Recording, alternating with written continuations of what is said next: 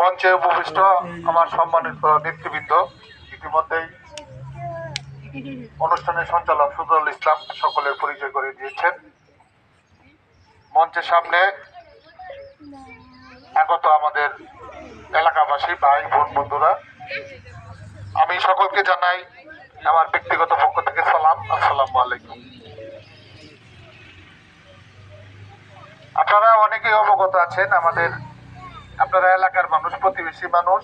এই উমর ফাউন্ডেশন এটা আমার ব্যক্তিগত প্রতিষ্ঠান, আমার পরিবারের পক্ষ থেকে আমরা পরিচালনা করি।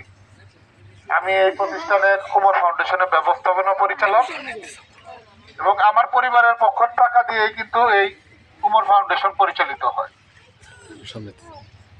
এই ধরনের একটা কাজ করতে যেও কিন্তু আমি নানা ধরনের সমস্যার সম্মুখীন হয়েছি।